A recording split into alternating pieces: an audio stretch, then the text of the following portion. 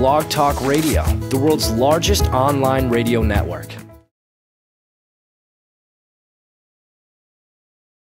Once again, the Faith Community Live nationwide call-in and audio webcast is going to start right now. Thanks for joining us, and I'd like to introduce Dr. Joel Hunter.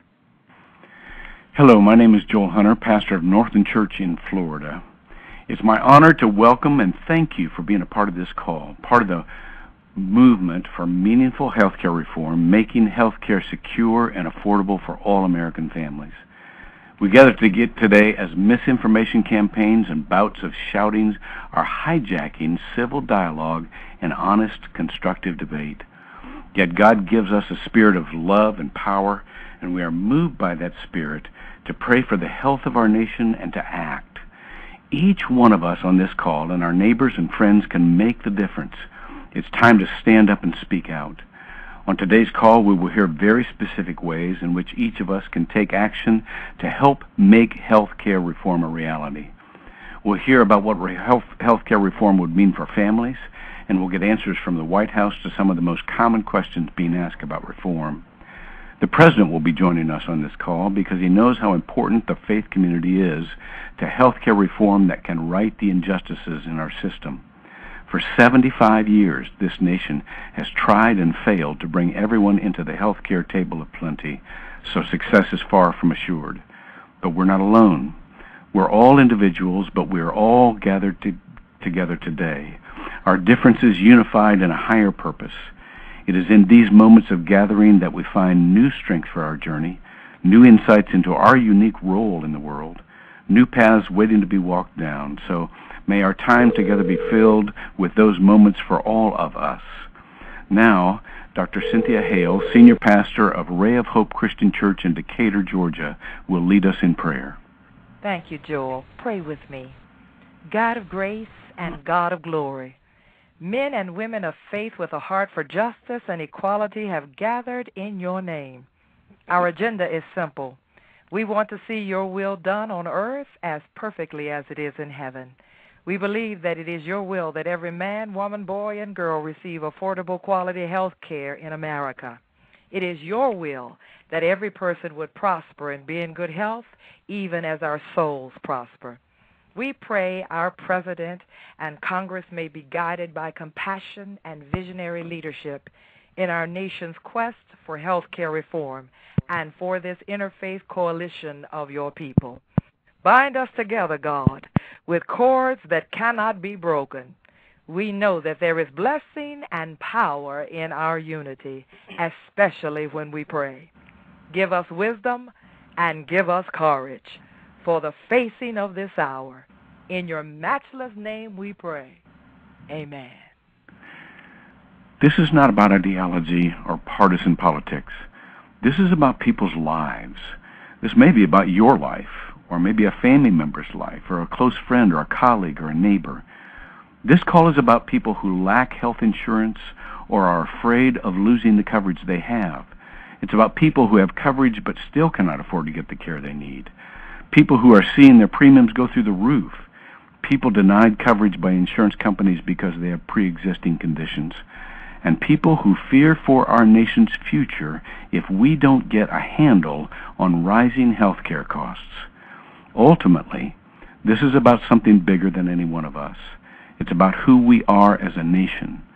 The stakes are incredibly high. I'm Katie Paris, just one of the many people involved in making this call happen. Now we're going to hear from people of faith who are facing the healthcare crisis head-on. First, I'd like to welcome Reverend Hayward Wiggins of Bible Tabernacle Church in Camden, New Jersey. I had a parishioner named Ron Butler, a self-employed limo driver who never hesitated to donate his skills behind the wheel of our church van. Ron couldn't afford health insurance, and when he was 56, he started suffering from unexplained headaches and stomach problems. His doctor told him he needed some blood tests, which would cost about $1,000 for each test. Ron had to wait until he had enough money to pay for the tests before a doctor could tell him what was wrong.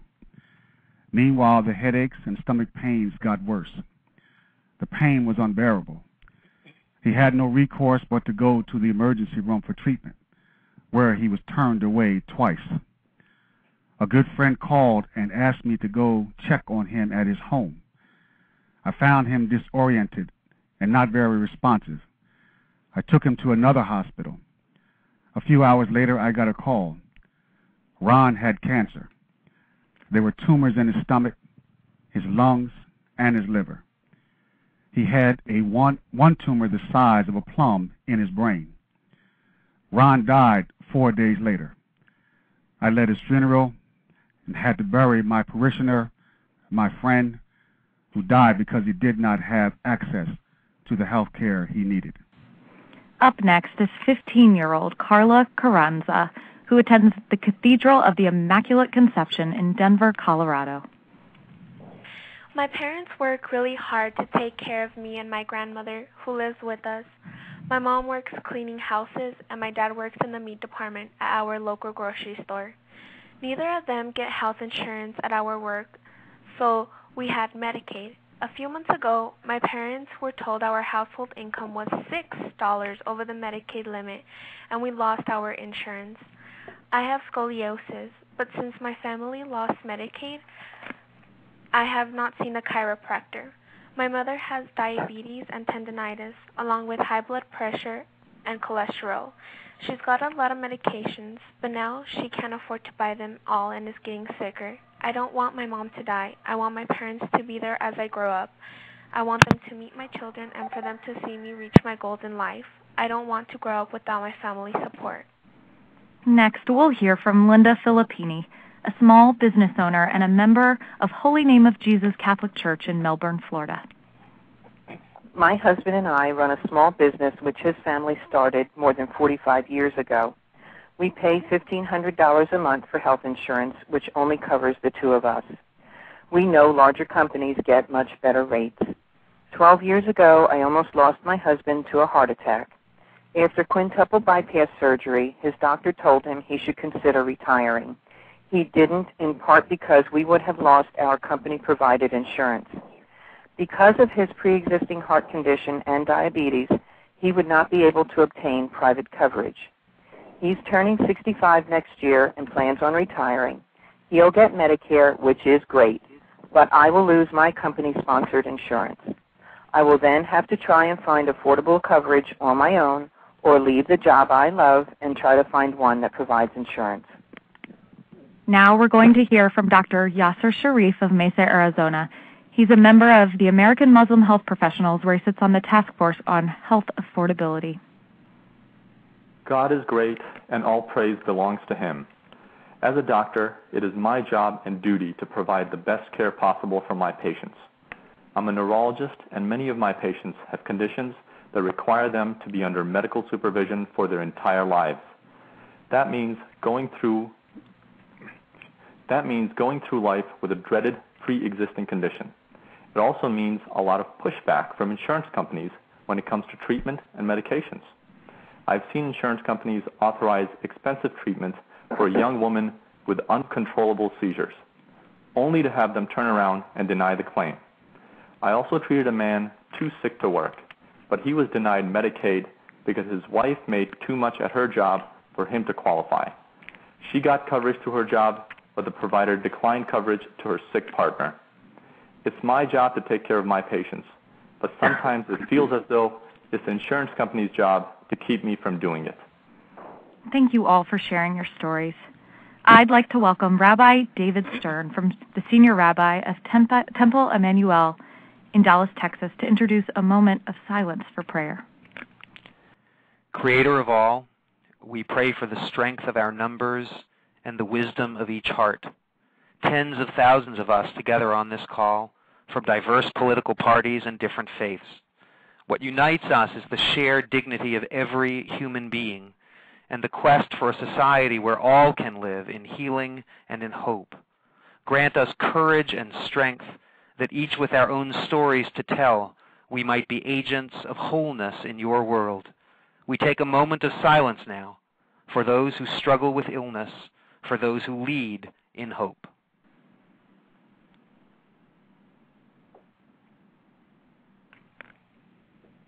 Coming up, we'll get some questions answered from the White House. But first, we'll hear from Pastor Corey Sparks of Faith United Methodist Church in Youngsville, Louisiana, and then Jim Wallace of Sojourners. We hear stories like these in every church, synagogue, and mosque in the country. But it doesn't have to be this way. With comprehensive health care reform, we can address many of these injustices. First, with health care reform, insurance companies wouldn't be able to discriminate against you if you get sick. No more denying people coverage for pre-existing conditions, jacking up rates when people become sick, or forcing folks to pay way more than they can afford for the care they need. Second, if you change jobs or lose the one you already have, you would not have to worry about losing your coverage. You could take it with you. Subsidies would be available to help you pay for it, or buy coverage from either private insurance companies or a public program. Third, if you run a small business, you'll get tax credits to buy health coverage, and no longer will you be charged higher rates than large businesses. Finally, the skyrocketing cost of health care would be controlled by paying doctors and hospitals for improving the quality of care they deliver, rather than the number of procedures they order. Many of our nation's finest hospitals already take this approach. It'll make for a healthier America. 4 crucial changes. There's so much misunderstanding and misinformation about health care reform.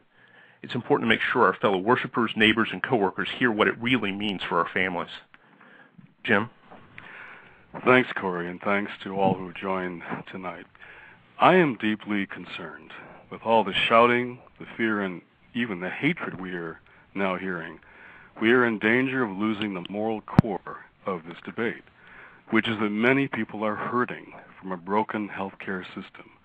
Both the 47 million who don't have health insurance, but also the many that do, but don't get what they need and simply can't afford good health. This call shows how united the faith community is around the moral principle of accessible, affordable, quality care for every American, for all of God's children. And tonight we are calling on people of faith to make our political representatives understand that the faith community will be satisfied with nothing less than accessible and affordable health care for all Americans. In the weeks ahead, the nation will hear a steady moral drumbeat from the faith community about God's desire for the health and healing of our nation, about the moral imperative for coverage of all Americans, and you'll hear a clear call for truth-telling in this critical debate, which is also a religious vocation. Now, I know we have lots of questions about healthcare reform, so I'd like to welcome the White House Director of Domestic Policy, Melody Barnes. Melody? Jim, thank you so much, and thanks to all of you for having me on this call. What you're doing is so important, and I think that your voices as people of faith are very important to the health insurance reform debate. You know, in fact, in my church here in Washington, D.C., on recent Sundays, our senior minister and assistant minister have been discussing these issues with our congregation. And we also know that this conversation is taking place all over the country. I cannot tell you how many times in recent weeks a friend has told me his or her story, that of a relative, all people with insurance, but the struggles that they're having given our healthcare system today. And I think all of this points to the need for change. So I certainly look forward to answering your questions about this very, very important issue. So please, if the first person that wants to ask me a question will do so, I'll be happy to answer. Melody, our first question comes from Deacon Joe Glasser of the Episcopal Diocese of Eau Claire, Wisconsin. Some people in my diocese are concerned that health care reform means the government wants to take over their care. Others say that without a strong public option, we'll be at the mercy of insurance companies. What is the President's position, and how would it affect folks in my diocese? Well, Deacon Glasser, thank you so very much for that question. I think it's important to remember the principles that the President started at the beginning of this health care debate, and the idea that he was going to address the issue of cost, because we know probably from people that are in your diocese and people that you know, your neighbors and friends, that as they're watching their wages decrease, they're also watching their health care coverage and health care premiums increase. So that's a huge concern that people have. At the same time, there are people who have health care insurance who are comfortable with it but want to make sure that they can afford it, while we're also thinking about those who don't have health care insurance right now. It's also important to note that the biggest driver of our deficit and debt is, in fact, health care. So it's important to remember and to make clear, and the President has said this many times, that the status quo is not working. And this President is committed to health reform that's fully paid for and will not add a penny to the national debt, largely by cutting waste and ending sweetheart deals for insurance companies that don't make anyone any healthier. This President wants to create a more effective and efficient system that ensures better care. And in fact, I would say that health reform is at the crux of being a faithful steward of our resources. Our next question comes in through the web. Reverend Johnson from Youngstown, Ohio asks, will healthcare reform saddle my children and grandchildren with decades of public debt? Well, I think that's a terrific question, and I was touching on some of that when I was responding to Deacon Glasser. I think that healthcare reform will, in fact, ensure that future generations of Americans will have a better and a less wasteful healthcare system than that we have right now. In fact, we are spending more on our healthcare than any other industrialized nation, but we're not always getting the important and quality results that we need to get from our healthcare system. So what we need to do is to address the issues of cost. We need to do this, and the President has promised to do this without adding to our deficit, and at the same time to ensure better quality of care for everyone in our country. Our next question comes from Patty Millot. She's a parish nurse who attends St. Joseph the Worker Catholic Church, which is in Orfield, Pennsylvania. What I am hearing from many Catholics is that they want to support health insurance reform because they believe all of God's children should be able to get the care they need. But they are worried that reform will change our current policies that prevent government funding of abortion and keep federal conscience protections in place. Can you assure us that we can support health reform without sacrificing our religious and moral values? Well, Patty, thank you so much for asking that question because I want to be clear about the answer. Yes. Thank you. You know, I've heard lots and lots of rumors about what the bills do or don't do, so I really want to be clear about this. The President has said that it's long-standing policy that federal funds won't be used for abortion coverage. Health reform and our health reform efforts are not intended to force Americans to purchase health insurance that includes abortion coverage they don't want, and they should be able to purchase coverage that reflects their values and basic needs. And it's not intended to reduce the insurance coverage that Americans already have. The President has also committed to maintaining well-crafted conscience protections for health providers. And if you think back to the speech that he gave at Notre Dame back in the spring, also in a recent interview with reporters from the Catholic Press, I mean, he made that commitment. There are existing laws on the book, Conscience Clause laws on the book, that have and will protect the rights of providers. Great. That's great. Thank you very much. You're welcome. And our last question comes from Reverend Charles Smith. He is the pastor of Shiloh Missionary Baptist Church in Baton Rouge, Louisiana. If we're going to make it people's responsibility to get health care coverage, how are you going to make sure they can afford it? Well, Reverend Smith, thank you so much for that question. There are a number of ways that we want to go about cutting costs and making sure that health care is affordable for everyone. Under the reform that we're proposing, insurance companies will no longer be able to place an arbitrary cap on the amount of coverage you can receive or charge outrageous out-of-pocket expenses on top of your premiums. We'll also require insurance companies to cover routine checkups and preventative care like mammograms and colonoscopies. And we're promoting a plan that will assure that every single person is able to get health insurance at an affordable price and that if they have health insurance, they are getting a good deal from the insurance companies. That's what we're fighting for. And I also know that, as the first questioner mentioned, that there have been a number of questions about the public option and whether or not the President is still committed to that. And the answer to that is also yes. And this also goes to the issue of cost. The President has always said that what is essential is that health insurance reform lower costs, that ensures that there are affordable options for everyone, for all Americans, and that there are increased choices and increased competition in the health insurance market. And he believes the public option is the best way to achieve those goals. He's also said that he's open to other good ideas, but at this point he thinks the public option seems like the best one and the best way to lower costs and increase choice and competition. So those are all of the different ways that the president wants to ensure that people are able to afford good quality health care. Thank you so much for being with us today, Melody.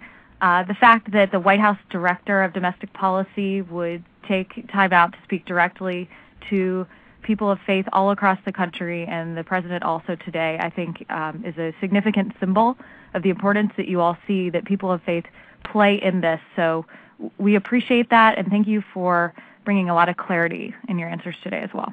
Well, thank you so much, Katie. I appreciate the opportunity. So with that, I'm going to send it over to Sharon Watkins. She is General Minister and President of the Christian Church, Disciples of Christ. Sharon, are you on the line?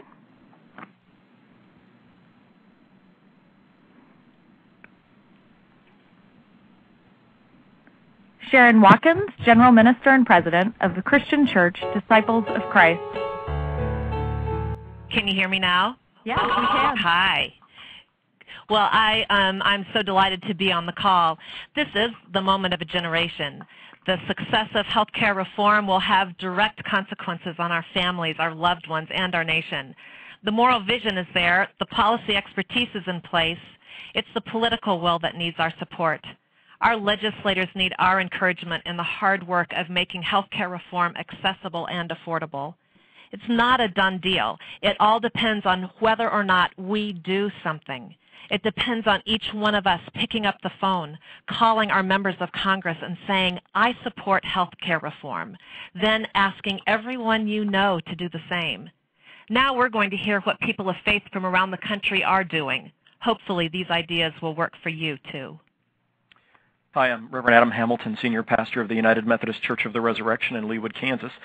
And next Tuesday, August 25th, we're expecting between 1,000 and 2,000 members of our congregation at our healthcare forum. And we've invited a hospital CEO, an emergency room doc, the president of a community health foundation, a CFO of a large health insurance company, the head of a brokerage firm, and an ethicist to speak with our congregation. The aim is both to help people understand why reform is needed and to explore possible approaches and solutions. The event will be webcast and then posted online, and my hope is that our people will come away not with the answer, but a better understanding of why health care reform is needed, and some of the challenges facing reform, and at least a few possible solutions. Hello, my name is Susan Talvey, and I'm a rabbi at the Central Reform Congregation in St. Louis, Missouri. 3 years ago, our congregation decided to make health care reform a top priority. We chose to work with other faith-based communities to build nonpartisan grassroots support for reform all across Missouri. As we listened to each other, we realized that despite the differences in our religions and our urban-rural divide, we all had common ground and common concerns about the broken healthcare system. This week alone, we have 2 meetings planned for faith leaders where they can learn how to respond to the myths and fear-mongering about healthcare reform that have spread across our state. Later this week, we'll kick off Missouri Voices for Healthcare Reform, an effort to share the heartbreaking stories about healthcare that are devastating our community. We've already reached out to the media with many op-eds, events, and letters to the editor to pull the attention away from fear and back to healthcare reform. This is Monsignor Bob Amundson, pastor of Immaculate Conception Catholic Parish in Lafayette, Colorado. This summer we joined with other faith communities to sponsor a public meeting with Senator Bennett of Colorado. Here in Lafayette, we conducted a survey to determine health care concerns at the grassroots level. In our parish, we're hosting a movie night showing a documentary about health care, followed by an open discussion on health care reform.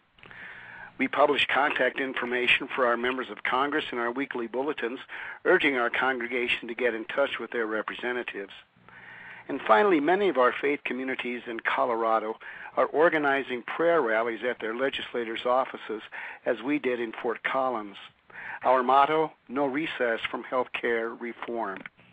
Anchoring all of our efforts is the reality that for us as Catholic Christians, We see this as a moral issue in which we carry on the healing ministry of Jesus. Hello, I'm Stephen Copley, a United Methodist pastor in Little Rock, Arkansas. We're working to bring people of faith together around the common desire to change the stories of Arkansas families that are struggling with access to health care. We hosted staff members from our congressional delegations offices for a faith share on affordable health care, where people could share their experiences with the health care system and lift up prayers of hope and healing for each other, the state, and the nation. We're currently part of a campaign called No More Band-Aids, where people write their health care stories on a card, attach a Band-Aid to it, and send it off to Congress.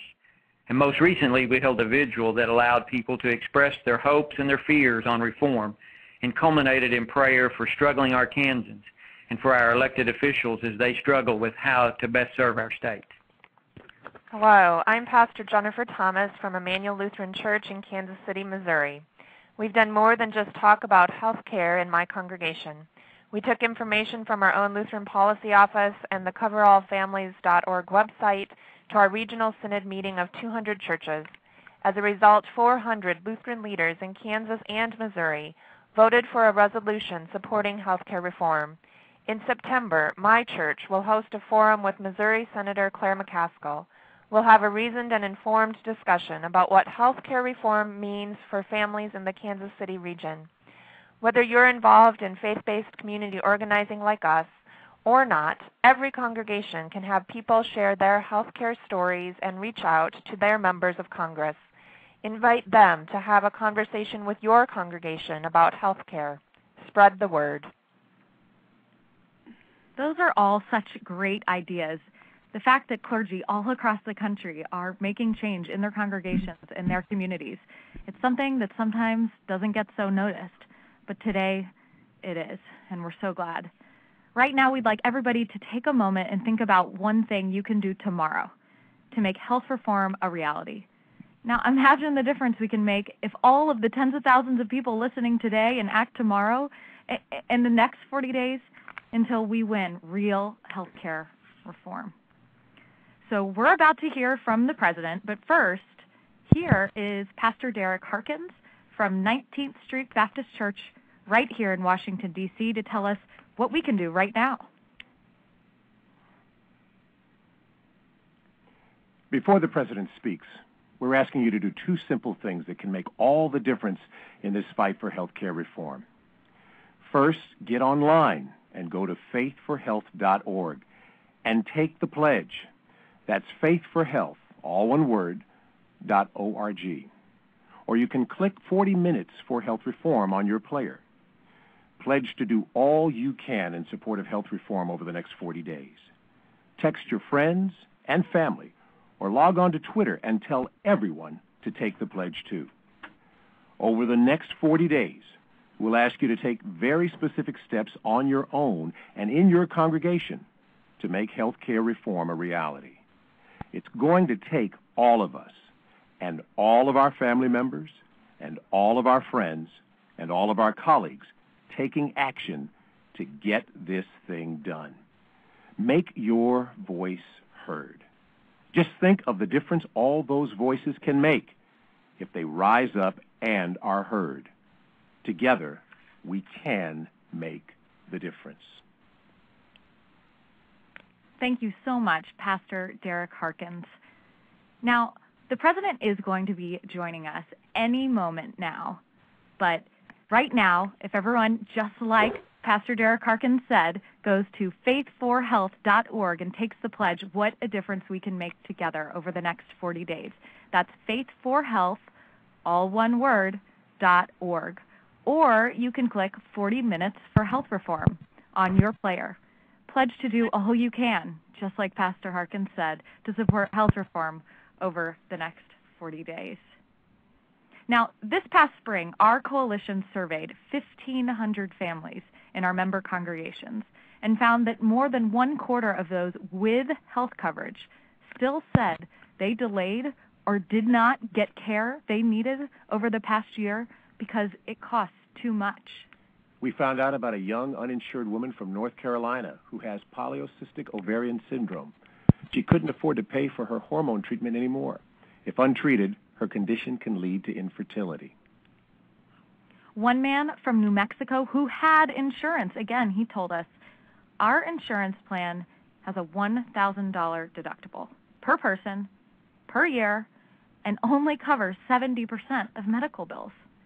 Our income is so close to our expenses that we have to not act on any medical problem unless it is life-threatening. That's a quote. And a woman Hey, Katie, this is Joshua Dubois from the White House. I believe the president is calling in. Yes, Joshua, I'm going to put him on right now.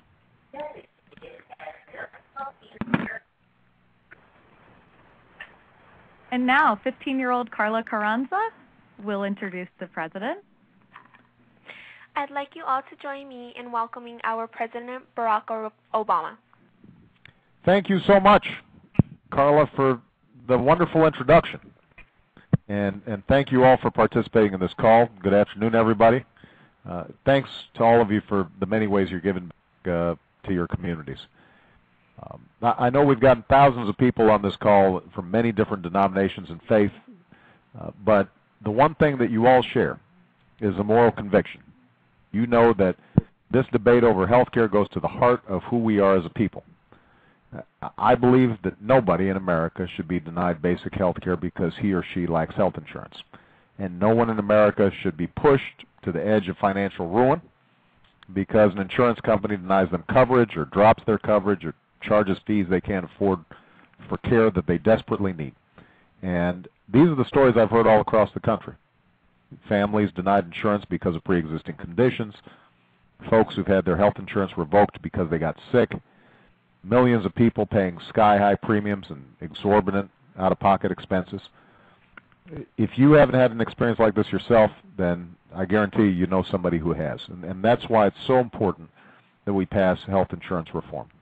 I know there's been a lot of misinformation in this debate, and there are some folks out there who are, frankly, bearing false witness, but I want everyone to know what health insurance reform is all about. First of all, if you're one of the nearly 46 million people who don't have health insurance, you'll finally have quality, affordable options.